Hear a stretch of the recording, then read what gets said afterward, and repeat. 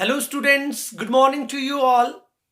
My name is Sandeep Minjan and I am again in front of you to explain my today's topic, and that is to find the electric potential due to an electric dipole at any point. मतलब हमें कोई भी point कहीं पर भी दिया जा सकता है। अगर हमें उस पॉइंट पर पोटेंशियल को मालूम करना है तो कैसे करेंगे? In our last lectures, in our last videos, we have told you about the electric potential at the points on the axial line and at the equatorial line. तो हमने देखा एक्सियल पर हमारे पास एक फॉर्मूला बन रहा था और इक्वेटोरियल पर हमने देखा कि आपके पास पोटेंशियल जो था वो जीरो के बराबर बन रहा था। आज मैं आपको एनी पॉइंट की बात करूंगा। एनी पॉइंट मीन्स पॉइंट कहीं पर भी हो सकता है। इट मीन्स जो फॉर्मूला, जो एक्सप्रेशन मैं आज आपको करवाने जा रहा हूं, इस एक्सप्रेशन से आपका एक्सियल और इक्वेटोरियल भी निकलना चाहिए। तो शुरू करते हैं। देखिए बच्चों, सबसे पहले तो हमें डाइपोल बनाना पड़ेगा।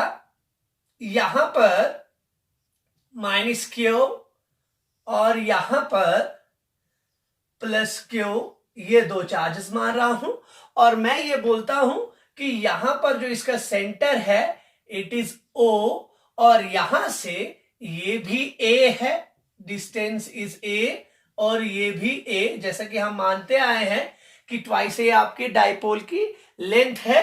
तो मैं एक पॉइंट रखता हूं, let that point is P which is at a distance R from the your centre of the dipole. ये आर की दूरी पर है और मैं ये बात कहना चाहूंगा कि यहां पर जो एंगल बन रहा है, let this angle be theta. तो बच्चों यहां पर मैं क्या करता हूं, इसको थोड़ा सा आपके लिए जरूरी है। यहां पर क्या करेंगे हम, यहां पर मैं इसको थीटा बनाता हूं और ये ए है, हम जानते हैं। अब देखिए, हमें मालूम है कि इस पॉइंट पी पर जो है इसकी वजह से भी पोटेंशियल होगा और इसकी वजह से भी पोटेंशियल होगा। नेगेटिव की वजह से नेगेटिव पोटेंशियल होगा और पॉजिटिव की वजह से पॉजिटिव पोटेंशियल होगा। माइनस क्यू के लिए मैं V1 डाल देता हूं और प्लस क्यू के लिए मैं V2 डाल देता हूं। पर मुझे डिस्टेंस देखना जरूरी है क्योंकि हम जानते हैं पोटेंशियल का फॉर्मूला होता है के क्यू अपॉन आर, जिसमें ये आपके पास चार्ज होता है, इलेक्ट्रोस्टैटिक फोर्स कांस्टेंट, और R is distance of that point P from the charge. तो देखिए, इसका मतलब इस पॉइंट पी का यहां से डिस्टेंस देखना जरूरी है। तो मैं अगर इस पॉइंट को ए मानता हूं, इसको बी मानता हूं, तो देखिए सबसे पहले तो मुझे इसको जोड़ना पड़ेगा।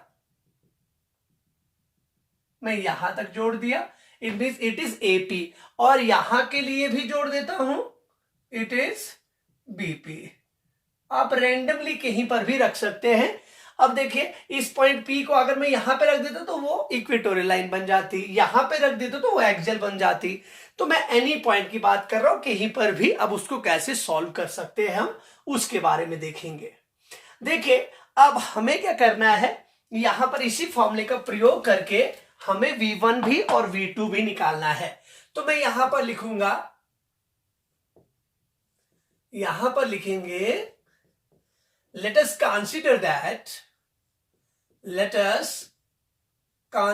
that a point P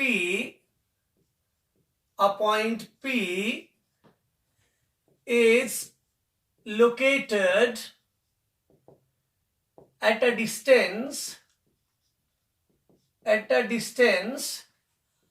of R from the center of the dipole। कौन सा डाइपोल? Electric dipole. अब देखिए यहां पर है, हम बोलेंगे V1 B the potential. V1 जो है इस पॉइंट P के ऊपर पोटेंशियल है, इसकी वजह से potential at P due to minus Q.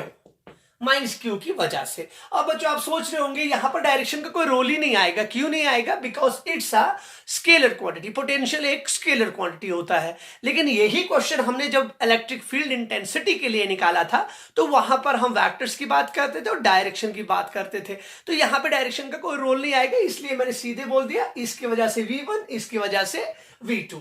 यहां पे V2 डाल देता हूं, be the potential at P due to positive Q।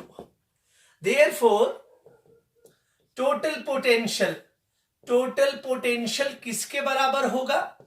Total potential V net is equals to V1 plus V2। अब हम जानते हैं कि हमारे पास V1 किसके बराबर है और V2 किसके बराबर है। It is V net is equals to V1 means K into minus Q divided by R। क्या है इसका? A से लेके P तक, इट मीन्स अपॉन AP। और यहां पर प्लस V2 के लिए क्या डालूंगा? इसकी मदद से जो आएगा तो हम बोलेंगे K तो यहां पर भी आएगा और Q अपॉन इसके लिए BP। तो देखिए बच्चों यहां पर जो मैं यहां पर ये बोल रहा हूं तो यहां पर आपके पास AP और BP अपने आप ही क्वेश्चन बोल देता है कि मुझे आगे कैसे बढ़ाना है। तो AP और BP हमें मालूम ही नहीं है, तो आप सोच रहे होंगे AP और BP को कैसे निकाला जाए। तो मैथमेटिक्स में अगर आपके पास कोई राइट एंगल ट्राइंगल हो तो वहां पर तो आप पाइथागोरस थ्योरम लगा के मालूम कर देते हैं, लेकिन यहां पर हमें मालूम नहीं है। जब हमारे पास कोई मालूम नहीं होता, इस तरीके की डायग्राम होती है, तो वहां पर हमें किसकी जरूरत पड़ती है?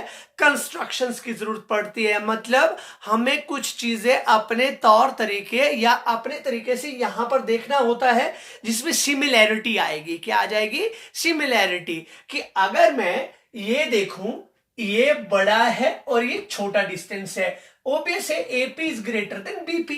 तो मैं क्या करता हूं, इसके रेफरेंस से सबसे पहले इसको एक फॉरवर्ड कर देता हूं।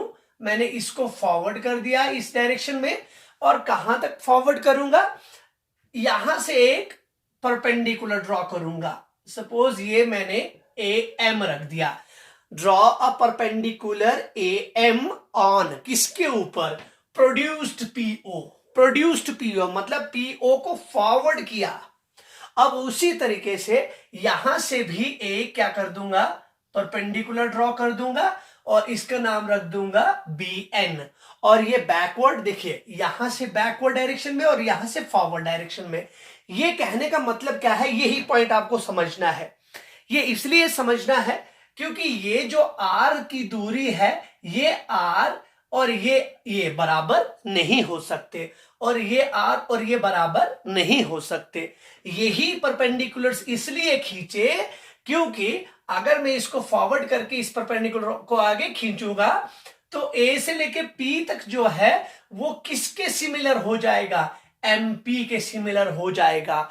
मतलब लगभग A से लेके P जो डिस्टेंस है उसको मैं MP के बराबर बोल सकता हूं, और BP डिस्टेंस को मैं PN के बराबर बोल सकता हूं। It's obvious it should be greater than this R and it should be less than this R, and that can be solved only by drawing the perpendiculars, that is AM and BN। तो मैं यहां पर लिखता हूं, इसको equation number 1 मानता हूं। मैं यहां पर लिख रहा हूं ड्रॉ परपेंडिकुलर्स। मैं यहां से दो परपेंडिकुलर्स ले रहा हूं, AM एंड BN। AM ले रहा हूं फॉरवर्ड करके और BN ले रहा हूं बैकवर्ड करके। सच दैट, किस लिए ले रहा हूं? Such that AP is similar to, AP किसके सिमिलर हो जाए? PM के। PM and BP is similar to NP। BP किसके सिमिलर हो जाए? NP के। तो देखिए अब मैं यहां पे कैलकुलेशन करूंगा कि अब रेफरेंस हमारे पास हम आराम से कर सकते हैं। इसका मतलब PM और NP को निकालना अब हमारे लिए जरूरी हो गया। वो कैसे निकालेंगे? सबसे पहले तो मैं क्या करूंगा, PM जो है PM को लिखूंगा, यहां पे लिखूंगा देयरफॉर PM किसके बराबर होता है? P से लेके M तक जो है वो है PO प्लस, P से लेके O तक प्लस ओ एम, और आपके पास एन पी किसके बराबर है, एन पी है पी से लेके ओ तक, P O minus O R, O N sorry O N. देखिए पी ओ में से ओ एन को माइनस करेंगे, ये बचेगा। इन दोनों चीजों को अगर मैं यहां पर डाल दूं तो क्या होगा, equation number 1 becomes V net is equals to, यहां पे दोनों में से के क्यू कॉमन आ जाएगा, सिंपल सा है, के क्यू, और अंदर बचेगा 1 upon BP minus 1 upon AP, simple है। इसके लिए 1 अपॉन बीपी, इसके लिए 1 अपॉन एपी। अब इसको डालते हैं यहां पर, किसके बराबर आएगा, देखिए V net is equals to K Q, और यहां पर 1 अपॉन बीपी, 1 अपॉन बीपी के लिए देखिए, बीपी के लिए सिमिलर है एनपी, और एनपी है पीओ माइनस ओ एन के बराबर, पीओ माइनस ओ एन, यहां पर ये minus 1 upon AP, AP similar है किसके, पीएम, और पीएम है PO plus OP, PO plus O M sorry, अब इसके बराबर है। देखिए अब जैसे हम यहां पे पहुंचते हैं तो यहां से एक चीज और मालूम हो जाती है, के क्यू 1 अपॉन पीओ तो हमारे पास आर के बराबर है, R minus O N, O N हमें मालूम ही नहीं है, ओ एन कितना है, ओ से लेके एन तक, माइनस पीओ दोबारा से आर, ओ एम दोबारा से हमें मालूम ही नहीं है। इसका मतलब अब हमारे जहन में किस चीज के बारे में पता होना चाहिए कि ओ एन और ओ एम को कैसे निकाला जाए। देखिए बच्चों, अगर मैंने इसको थीटा बोला है तो एक लाइन ये है, एक लाइन ये है, जब भी दो लाइंस एक दूसरे को इंटरसेक्ट करती हैं उनके वर्टिकल ऑपोजिट एंगल्स क्या होते हैं, पेयर ऑफ वर्टिकल एंगल्स क्या होता है, बराबर होता है। देखिए ये थीटा तो ये भी थीटा हो जाएगा।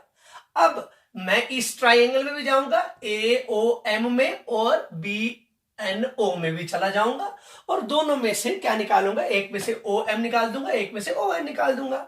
तो इसको मैं इक्वेशन नंबर 2 मार रहा हूं। अब देखिए मैं जाऊंगा इन ट्राइंगल्स, कौन कौन सी, A M O and B N O, दोनों राइट एंगल्स है। देखिए यहां पर भी परपेंडिकुलर ड्रॉ किया था, ये भी परपेंडिकुलर ड्रॉ किया था। अब बोलिए मुझे ओ एम चाहिए, ये तो बेस है, परपेंडिकुलर हाइपोटेन्यूज, मेरे पास हाइपोटेन्यूज दिया है और बेस निकालना है। बेस अपॉन हाइपोटेन्यूज होता है कॉस थीटा, इसका मतलब cos theta is equals to base क्या है आपके पास, O M divide by hypotenuse क्या है आपके पास, ए। ये इस ट्राइंगल की बात होगी। अब इस ट्राइंगल की बात करो, बी एन ओ ट्राइंगल में बेस ये है, परपेंडिकुलर ये है, वही चीज निकालनी है। इसका मतलब वहां पर भी कॉस थीटा आ जाएगा, ओ एन डिवाइड बाई ए। तो देखो ओ एम आ गया आपके पास ए कॉस थीटा, तो उसी तरीके से ओ एन भी किसके बराबर आ जाएगा, ए कॉस थीटा। मतलब चाहे इसकी बात करी जाए चाहे इसकी बात करी जाए, ये ए कॉस थीटा है और ये भी ए कॉस थीटा है। इन दोनों को हम इक्वेशन नंबर 2 में यूज करेंगे। It's very simple. देखिए एक ही पॉइंट आप याद रखेंगे कि आपको परपेंडिकुलर ड्रॉ करने और इनको कैलकुलेट करना है। अब मैं इनका प्रयोग करता हूं इक्वेशन नंबर 2 में। इक्वेशन नंबर 2 में डालेंगे और हमारे पास फाइनल आंसर आ जाएगा कि फाइनल आंसर हमारे पास क्या होता है। देखिए अब equation number 2 becomes V net is equals to K Q, ये वैसा का वैसा आ जाएगा, 1 upon R minus O N. देखिए ओ एन है a cos theta, a cos theta minus फॉर्मूले का 1 upon R plus O M. O M देखिए ओ एम भी ए कॉस थीटा है, ए कॉस थीटा। बहुत सिंपल हो गया है। V net is equals to K Q, इन दोनों को एलसीएम निकालेंगे, यह आ जाएगा R minus a cos theta multiplied by R plus a cos theta.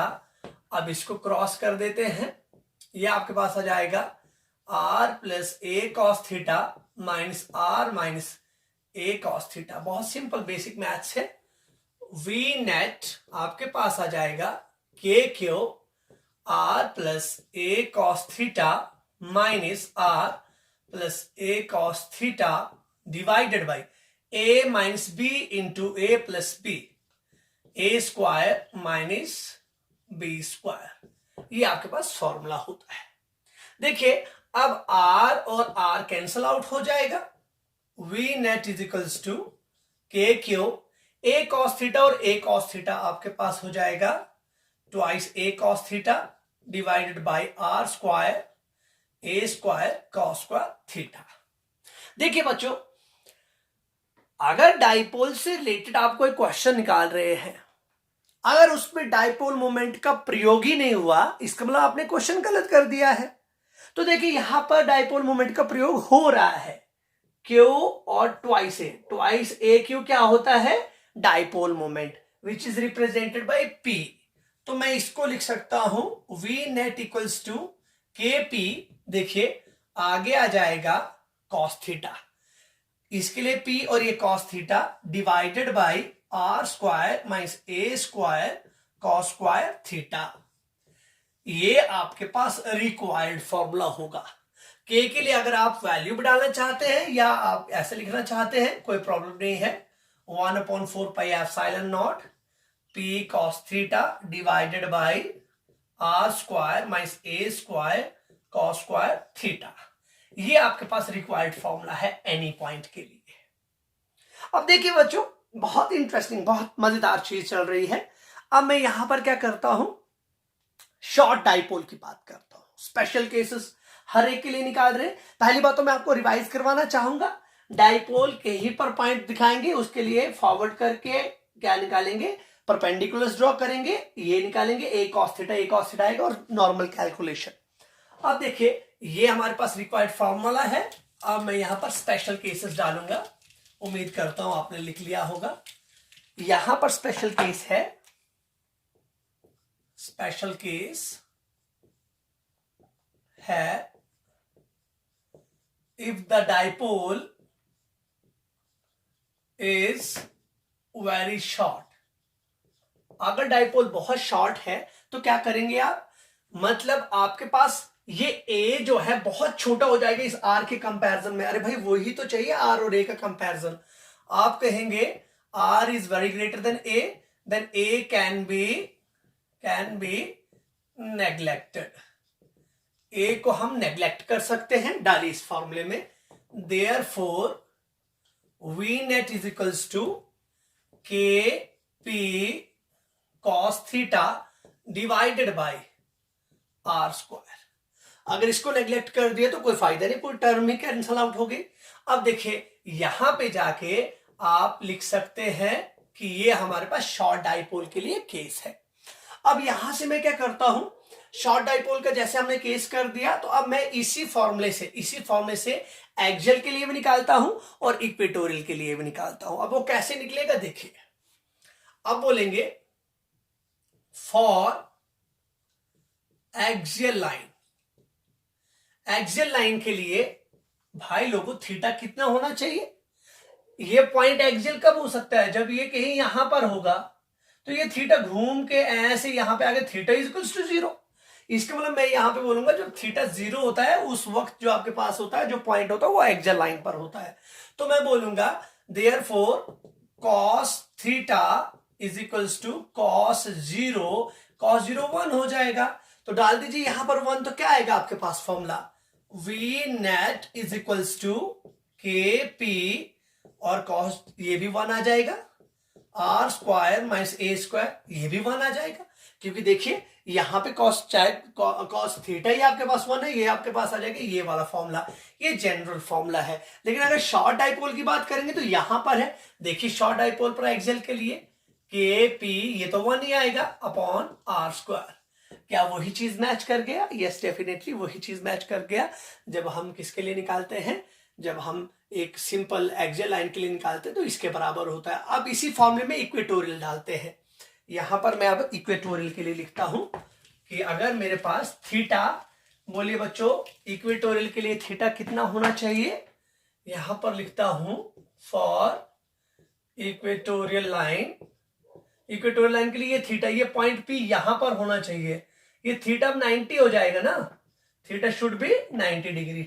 डालिए इस फॉर्मूले में theta 90, V net equals to K P cos 90 divided by R square minus A square cos square 90 degree.